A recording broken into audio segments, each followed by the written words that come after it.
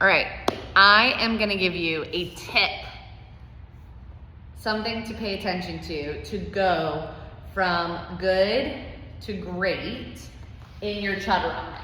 So, there are a handful of things that you always want to pay attention to in Chaturanga.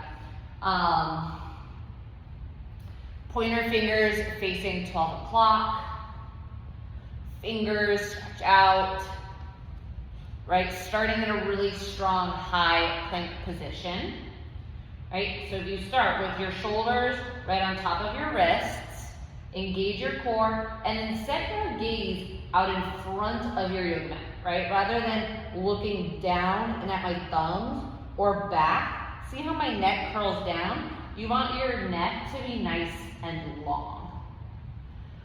Whew. Okay, take a breath. And then you go back up.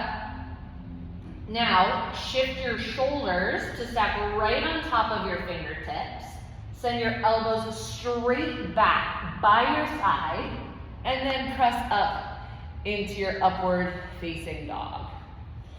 Now, something that I struggle with, and sometimes I need a little bit of feedback on, is that if I lack my lower core engagement, what will happen is you'll see as I lower down, my butt will tilt up in the air and my chest will drop down first, right? That creates extra load on your shoulders.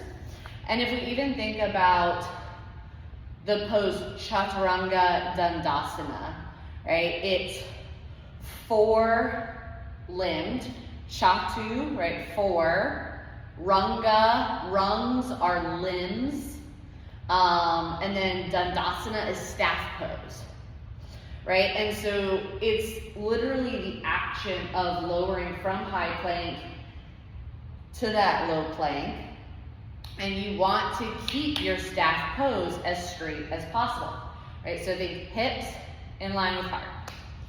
So one way that you can check that is by taking two blocks, one right underneath where your chest will be, one right underneath where your hips will be.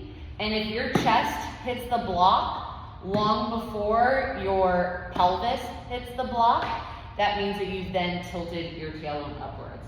And this might be a little bit harder for me being pregnant and all, but let's see. All right, so you start with your setup.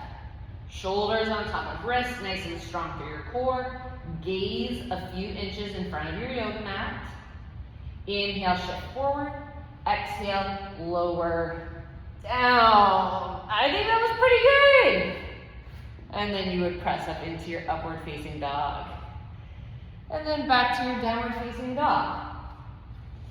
So that is just one little tip that maybe you didn't know that can take your Chaturanga from good to great.